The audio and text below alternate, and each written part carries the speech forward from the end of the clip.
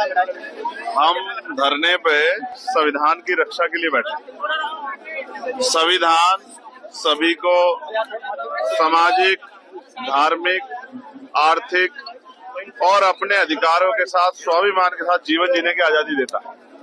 जिस तरह से उत्तराखंड। जय भीम, नमो बुद्धाय। तो आप लोग देखिए, चंद्रशेखर रावण भैया जी ने गरीब वर्ग के लिए कुछ बहुत ही महत्वपूर्ण बात कहे हैं। तो आप लोग वीडियो को पूरा देखिएगा, तब समझ में आएगा। वीडियो में लगातार बने रहिएगा। उत्तराखंड को एक प्रयोगशाला बना के लगातार कमजोर वर्गों के खिलाफ यहाँ से कभी धर्म संसद के जरिए, कभी हिंसा करा के, कभी जातिगत धार्मिक उन्माद करा के, जिस तरह का लगातार प्रयास हो रहा है, हम लोगों ने तय किया है कि हर कमजोर की लड़ाई लड़ना हमारी जिम्मेदारी है।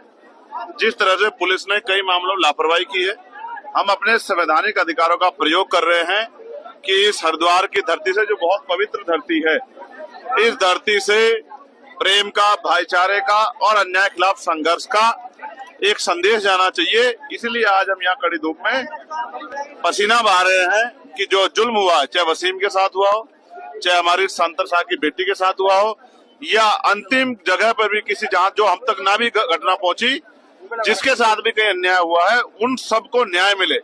और उत्तराखंड, जिसको देवभूमि कहा जाता है, जो पवित्र जगह है, अगर वहां पे भी नफरत की चोटियां ऊंची हो जाएगी तो हम, क्योंकि मैं तो यहाँ का रहने वाला हूँ, मेरा तो ये घर है, मेरा तो ये जिला है, मेरा तो ये प्रदेश है, तो मेरी सबसे पहले जिम्मेदारी बैठती है कि मैं अपनी जिम्मेदारी को अदा करूं।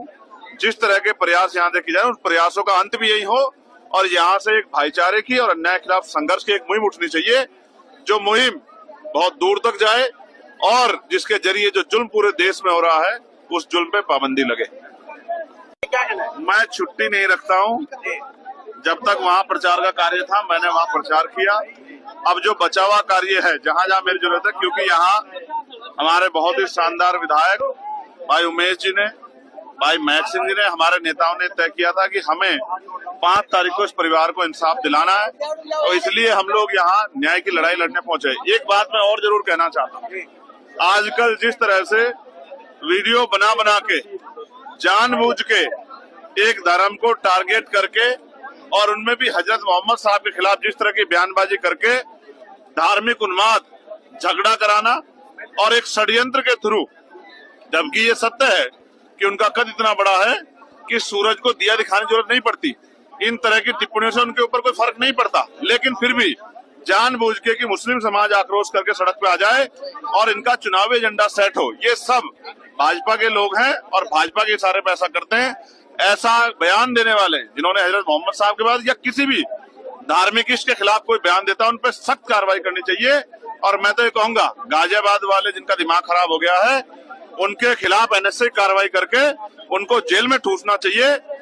किसी भी तरह का जो है आक्रोश, में जनता से भी कहूंगा, वो सड़कों पे ना आए। उस काम की जिम्मेदारी के लिए हम लोग जनप्रतिनिधि हैं, हम अपनी ड्यूटियां करेंगे, चाहे वो मुस्लिम समाज के, इस्लाम धर्म का मामला हो, चाहे सिख धर्म का मामला हो, चाहे बौद्ध का हो, चाहे हिंदू धर्म का हो, चाहे क्रिश्चियन धर्म हो, किसी भी धर्म के इष्ट पर अगर कोई टिप्पणी की जाएगी और सामाजिक भाईचारा तोड़ने का या धार्मिक उन्माद पैदा करने का प्रयास अगर कोई भी गुंडा करेगा, तो हम उसके खिलाफ सख्त से सख्त कार्रवाई करवाएंगे। और मैं पार्लियामेंट में जिस तरह से हजरत मोहम्मद साहब के खिलाफ इस तरह की बयानबाजी करके धार्मिक भाईचारा बिगाड़ने का काम किया है, मैं इसके खिलाफ सड़कों पे भी आंदोलन करूंगा और पार्लियामेंट में भी इसके खिलाफ जोरदार आवाज उठाऊंगा कि इस तरह की हथकंडे, इस तरह की साजिशें कामयाब ना हो। मैं कह रहा हूँ, एक बड़े समुदाय को उकसा के और अपना चुनावी एजेंडा जो है साधने की कोशिश की जाए। मैं बहुत जिम्मेदारी से कहूंगा अपने मुस्लिम भाइयों से कि वो इस तरह के आंदोलन का हिस्सा ना बने। जब आप लोगों ने हमें वोट देकर जनप्रतिनिधि बनाया है, तो हम आपकी आवाज पार्लियामेंट में भी और सड़कों पर भी उठाएंगे, हम इसके लिए हैं। लेकिन आप इनके षड्यंत्र में ना आए। जिस तरह से आप सड़कों पे आओगे तो इनका जो है चुनावी एजेंडा सेट होता जाएगा। तो बहुत समझदारी से काम ले, धैर्य का समय। ठीक है,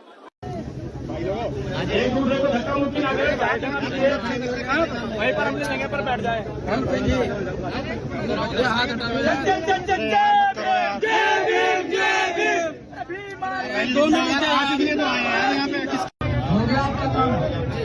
सम्मानित पत्रकार बंधु, आपका काम निपट गया। हो गया भाई, फरमान जी को भेजिए, फरमान जी को, फरमान जी, फरमान जी। कि हमारे सांसद जी और माननीय विधायक जी जो जो दो नेता आज एक मंच पर आए हैं, मैं आपको आश्वस्त करता हूं कि जो सरकार इस देश हमारे दोनों नेता उसको गाड़ने का काम करेंगे और हम उनके साथ कंधे से कंधा मिलाकर चलने का काम करेंगे। और देखिए जगह तो बनवाओ कम से कम।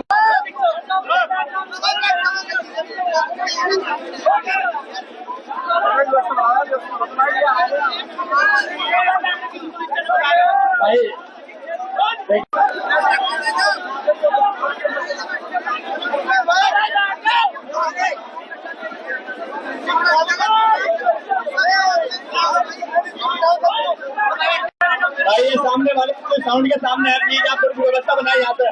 ये सामने वाले बैठिए यार, आप भाग बहुत कर देंगे। सर कहिए आप लोग शांति पूरा करना है, अभी तो 1 भी नहीं बजा, आप लोग समझ गए। देखिए बैठे तो वास्तव में भी हमारे भारतीय जनता पार्टी और समाजिक संगठनों को प्यार करते हुए बैठ जाएंगे, तो आज टैंक गिराने के लिए पहुंचे बैठने का काम करेंगे। बैठिए, इधर से बैठिए।